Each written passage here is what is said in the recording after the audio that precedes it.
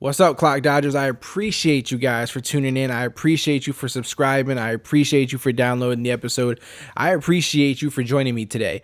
Now, I know you read the description before this episode played. I know you read the title before this episode played. So, just as excited as you are, you know I'm excited about this episode, right? There's no question about how I feel about this episode, and it's for multitude of reasons, right? Number one, I'm a huge NFL fan. Number two, I'm a diehard Raider fan. Number three, I'm a diehard fan of people, and I like connecting with people. You guys know the whole reason for this podcast is to connect with people, to take an inside glance into people, right? A lot of times we see what's on the surface. In this case, I have a young man on the podcast who is an NFL wide receiver. He plays for the Oakland Raiders. He is a rookie in the NFL this upcoming season, played at Baylor.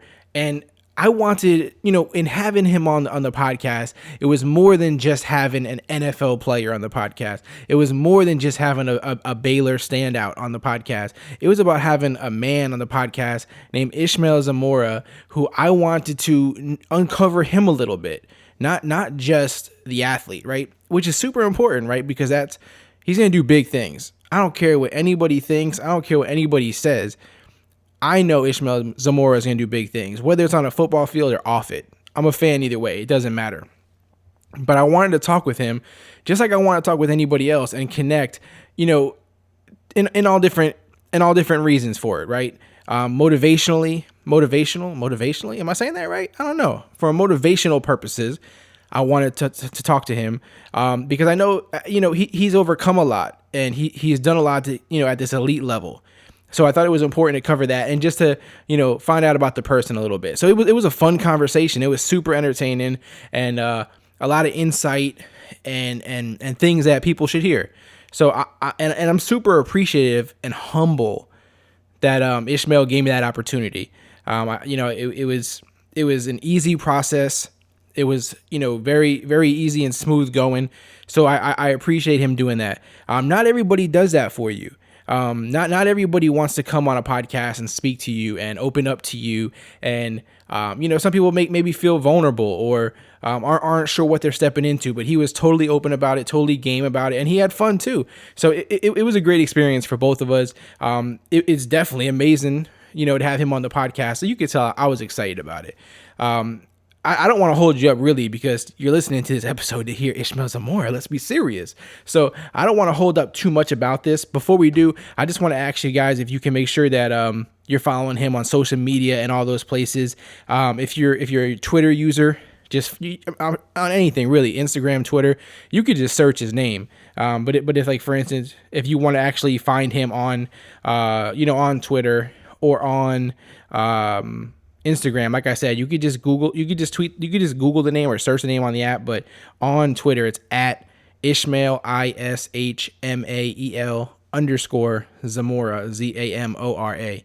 Again, if you're not familiar with him, he's a rookie NFL wide receiver stepping into the NFL this season, signed by the Oakland Raiders, and he's gonna do big things, folks. So check out the episode. I'll catch you on the other end, and we'll talk a little more about the conversation that we had. I just don't want to hold you up from the actual conversation that you're looking for right now. So I'll catch you guys on the other end. Big shout out, to Ishmael, to his team over there, the management team.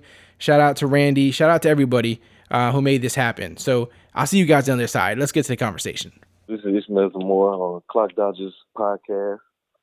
I want to give a thanks to everybody there and for having me in town business. We're about to handle some things this year. Cannot play with him.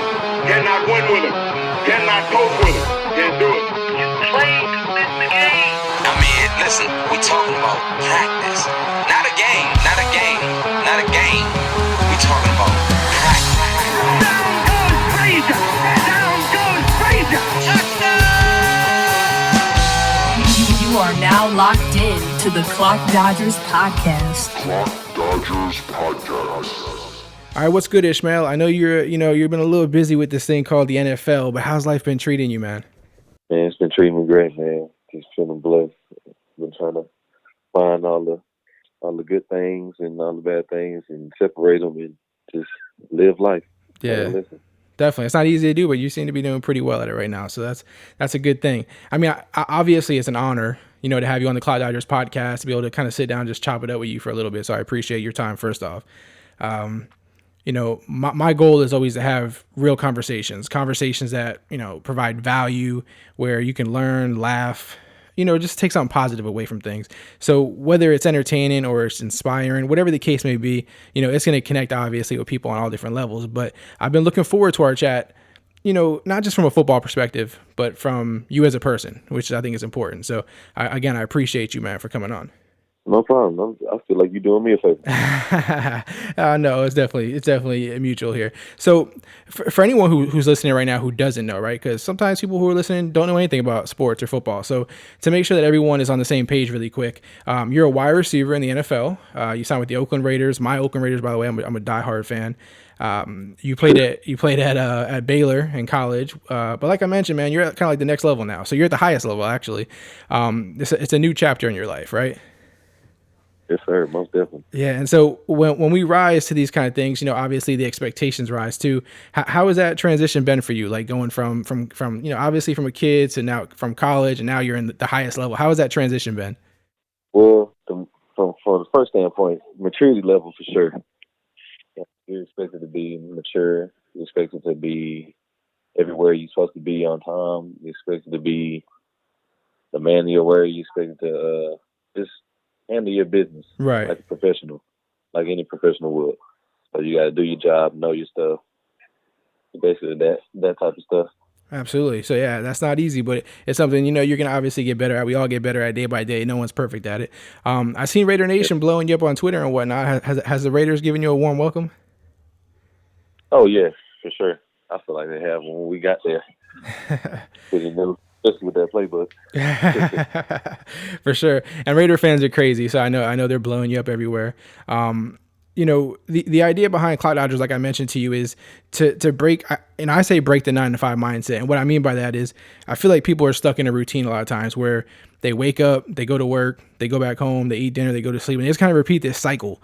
And so I feel like when you're grinding and you're pursuing this passion that you love, in your case, it's football, it's bigger than that 9-to-5 window. And so I feel like if you stay in that 9-to-5 mindset, you never really make special things happen, right? So I created the podcast and the brand to kind of build that culture, to motivate others, even if it's just to entertain people, to, take their mind off things and make the hustle easier for them. But for you, you've come so far, man. Like I said, you're an elite athlete. You went from being a kid to Baylor to the NFL, even to push through, personal obstacles and challenges that you faced. What motivates you, Ishmael?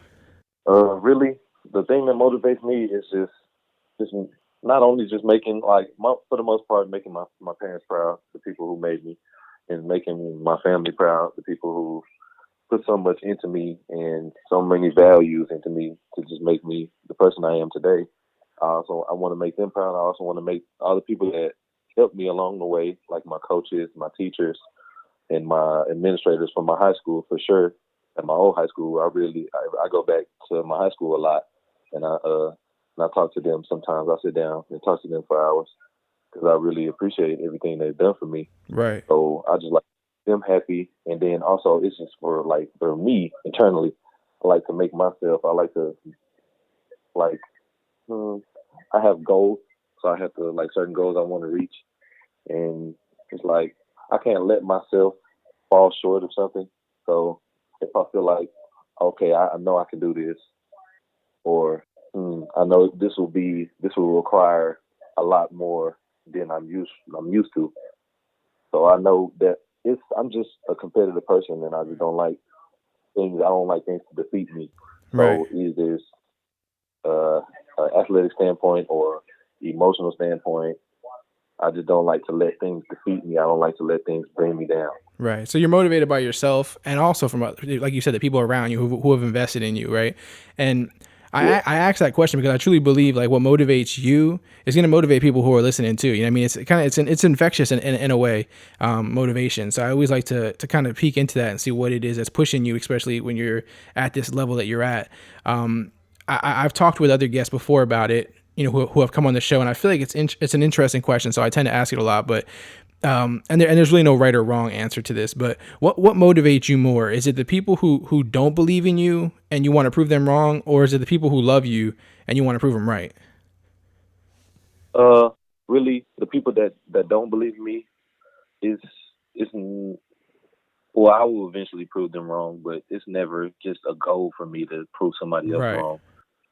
I'd rather show them that you don't necessarily need to doubt someone. You need to pick somebody up. I'd rather pick somebody up than put them down. Right. Yeah, there's no energy. There's no time to waste energy on that. That's what you're saying, basically, right? Yeah. I gotcha. It's a little bit of a 50-50 sometimes. Negative. I feel like, sometimes I feel like, damn, you just want to go back and like, I did it, but at the same time, like you said, putting the energy there sometimes isn't worth it, right? Yeah, I'd rather just show them that, like, negativity is not the way. Like, Right. being negative to that you rarely even know. You just know them through social media posts or TV or so, like, yeah, like that. Right, I gotcha. And you don't really, even if you do know somebody, I never really see the point of putting somebody down. Right, there's nothing to gain from it. And I mean, Exactly. I'm a father of 3 boys, right? And as kid, when you have kids or when you're a kid, everyone wants to be a pro athlete. It seems like, right? It seems like that's everyone's dream at some point or another, and it's almost like it's a part of our DNA. And you're someone who has had a great level of success so far, and I believe you're gonna go even do bigger things at this next level. But what's something that you would tell kids, right, young kids coming up, that maybe you wish you either applied more or that you feel was an important ingredient for you as far as your success, whether it's in sports or just in general? But if those kids are out there playing sports, is there something specific you feel like they should really be focusing on? Really, if it's their desire, like it was for me to make it to the NFL, like that was one of my biggest goals. Either I want to, because when I was coming out of high school, I ran track and I played football, and I feel like I was talented in both. Right. So my goal was either to make it to the NFL or make it to the Olympics. So I was going to do one or the other. Big goals, man. Big goals. Yeah. So I feel like if you preach that to yourself and you continue to have that mindset, I feel like the sky's the limit. Like I feel like nobody can stop you, but like I feel like it's true when they say nobody can stop you but yourself. Right. Because like I used to, like, how on Facebook when you post something and it shows you from years later, like, oh, you posted this on this day. Yeah. I used to see stuff that I posted back in the day when I was like, oh, I'm gonna keep the same mindset. I want to do this. I want to make it to the NFL. I want to do this, and to finally reach that goal, it just fills me up with joy to know that I've always wanted to do this. So I stayed with it. I didn't give up like some people do. Yeah, that seems to be the important thing, is to just never let up. And I even put out a podcast. By the time this one comes out, the other one will come out. And it's just kind of me talking about the fact that, when you're young, if you want to be, say, an NFL athlete and you're a kid, you don't really pay attention to people who tell you otherwise, right? But as you seem to get older, sometimes it seems to like mess with you more. Like you say, oh, I'm going to lose a bunch of weight, or I'm going to go buy this car, and people are like, you can't do that. You can't do that. You know what I mean? But when you're a kid, you don't really pay attention to that. Like you don't even know people are doubting you because you're not even hearing it, And I just feel like that's an important thing to do, is like, if you want to do something, just do it. Don't even think about what other people have to say, and just never let up. And I feel like if you're good enough at it and you never let up, it's just destined to happen at some point. You know what I mean?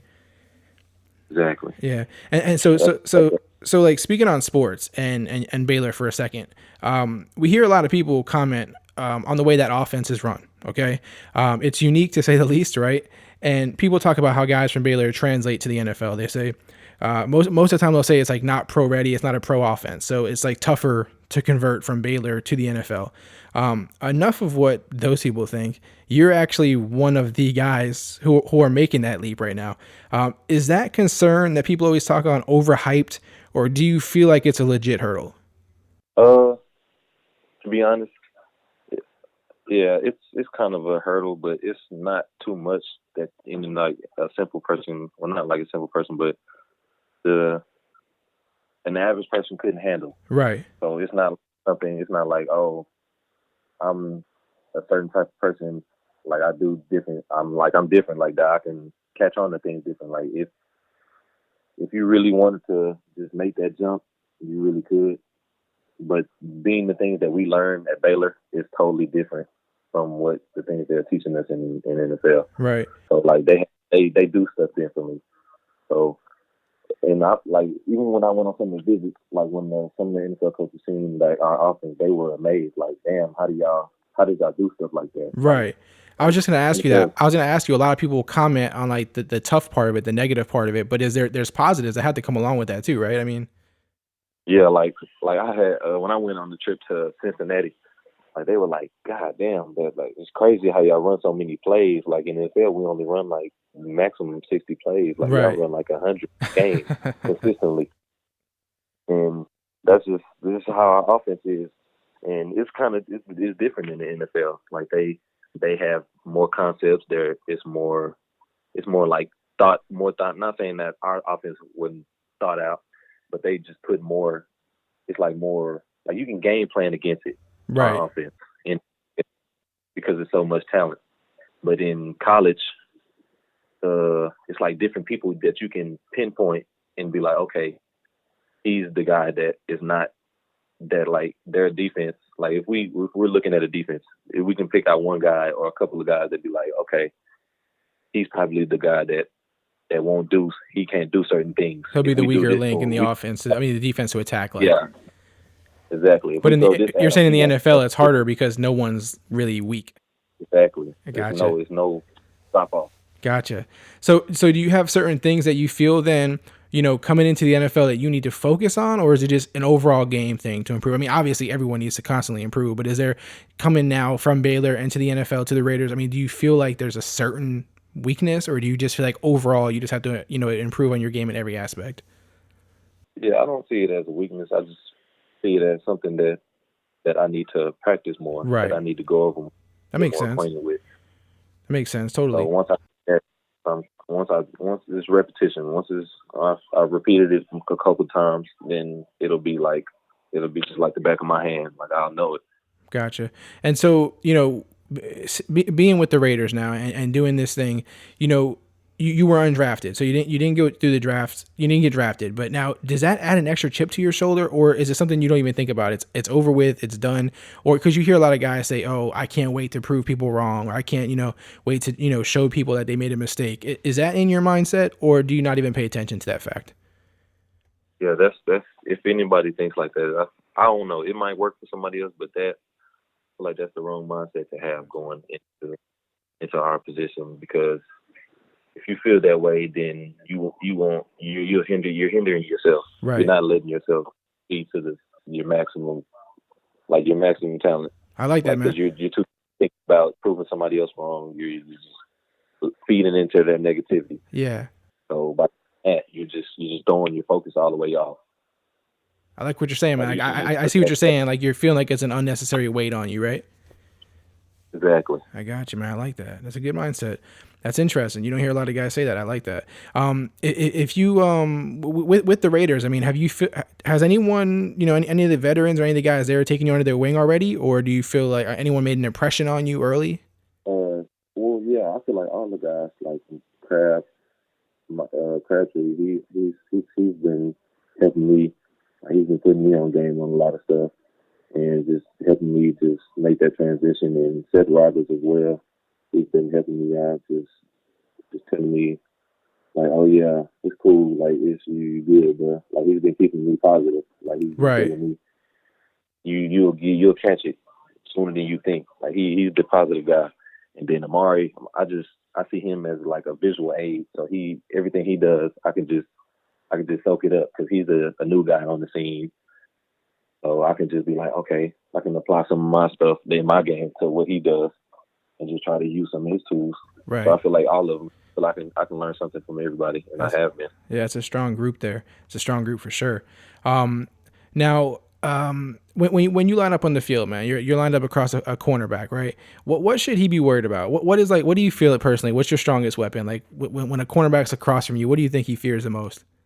I feel like. Is it your speed? Is it your size? Or do you think it's a combination of everything? Yeah, I feel like it's a combination. I feel like if he lets me catch the ball, then he'll have more to worry about. I can't do anything without the ball. Gotcha. I like that. Now, I mentioned a big aspect in football right now. Well, not to you guys, but to fans, is fantasy football, right? as fans, we love it. And even on the podcast, we talk about it a lot. But with actual players in the league, it seems like there's guys who embrace it and love it and enjoy it. And then there's guys who like hate it. Right. And I understand that. It's totally understandable because it brings a weird dynamic sometimes to their life. But what's your personal opinion on fantasy football? I mean, do you have a lot of history with it, or do you like it? Do you have any feelings towards it? No, I've never my sister tried to make a fantasy football team. I have a lot of friends and family members that are into that type of stuff, and they tell me I just listen to them and what they tell me about it. Would you ever play it? Yeah, potentially. Now that I know like a lot more about the league, I feel like I have an upper hand.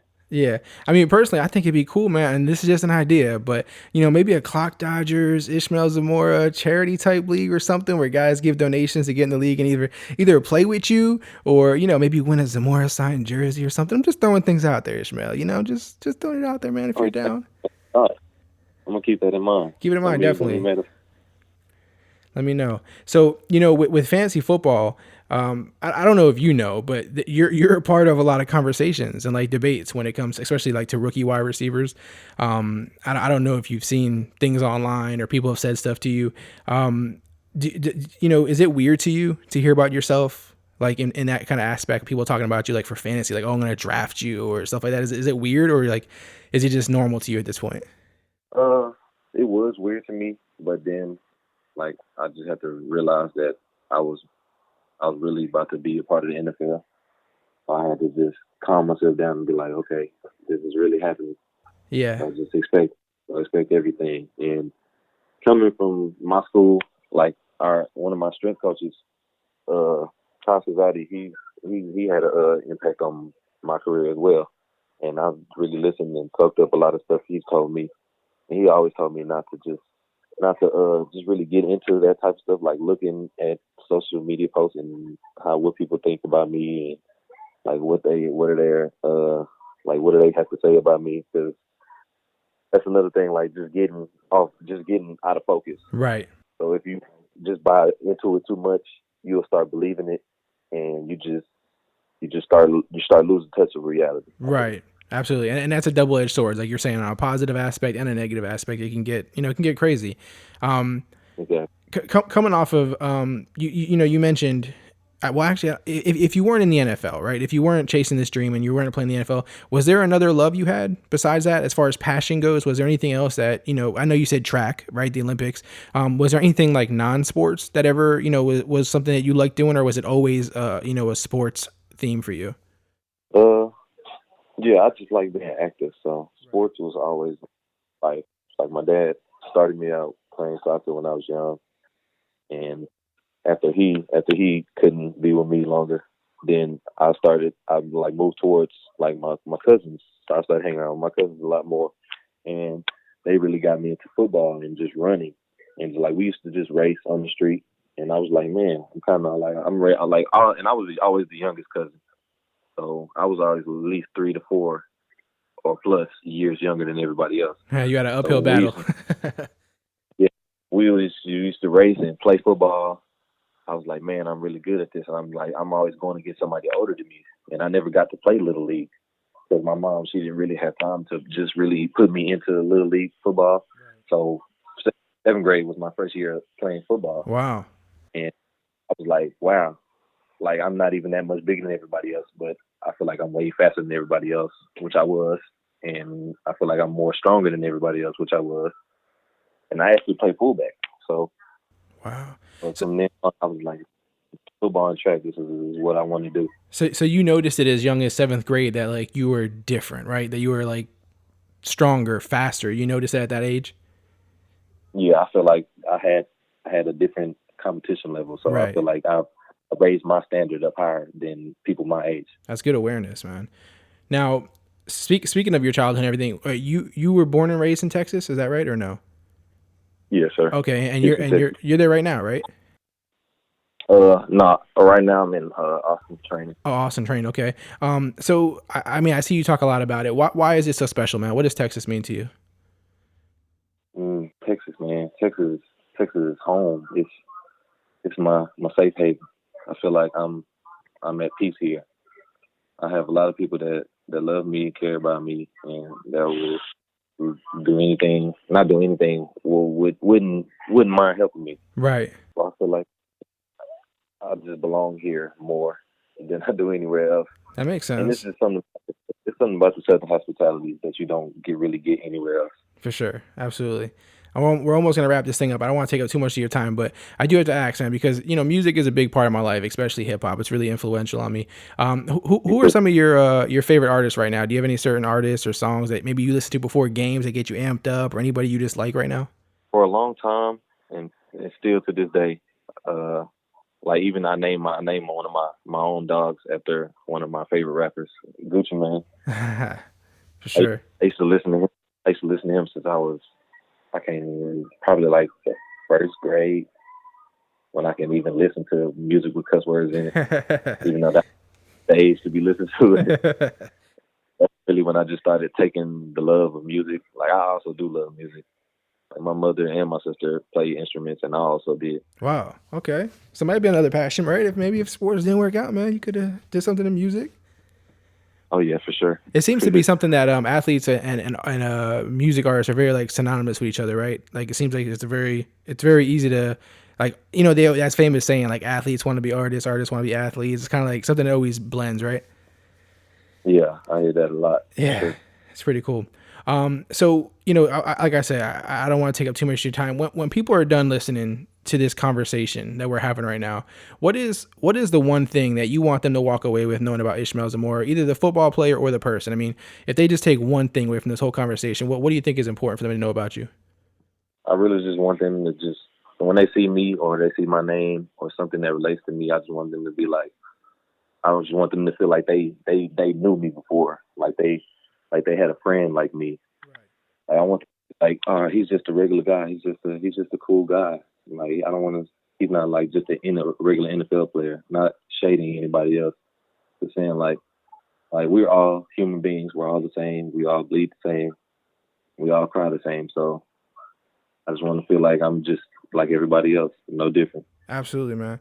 I think this conversation was perfect because that's exactly what I was going for. Not just the football guy, but the person. I think we've kind of scratched the surface, man. I mean, obviously there's a lot to know, but I think we kind of scratched it. And it's been fun, man. Just a short time kicking it with you. I know you're a busy dude, so of course I appreciate you taking time out. And you have an invitation if you ever want to come back on here and talk whenever, man. You're more than welcome to. It could be about anything. It doesn't have to be a football. We could just talk about life. But I do wish you nothing but success, man. And I have to admit, Carr, Beast Mode, Cooper, Crabtree, Ishmael Zamora, it just sounds good, man. It sounds good. Oh, sure. I thought so. Is there anything that you want to plug real quick, or anyone you want to throw a shout out to, or anything like that? I want to give a shout out to everybody that I know back home in A-Leaf and Houston, and everybody that I know and that I'm cool with back at home in Baylor, and the new head coaches and staff right there. I want to wish them a great season coming up. I know they will. And just to my mom, my dad, and my brothers and sisters. That's awesome, man. Seriously, man. I mean, this conversation, I already had a lot of faith in you, man. I already knew, from everything I've seen, I believed you were, you're a good dude and you got a great career ahead of you. But just having this conversation with you, I feel even better, man, about you. And that's, you're coming across real level headed and I like where the focus is at. So I'm happy we had this opportunity to speak. And man, we're growing every day, right? So this is an important part of the process. And I hope that people take something from this, whether it's just inspiring, motivational, or just kind of, getting to know Ishmael Zamora a little more, man. So I really appreciate you giving me that time. Thank you. I really appreciate you giving me this opportunity. I really do. And I'm back.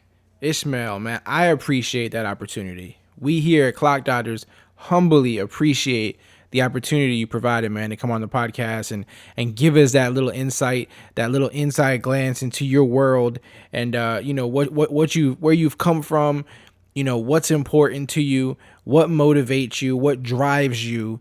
And again, we only see big things in your future, man.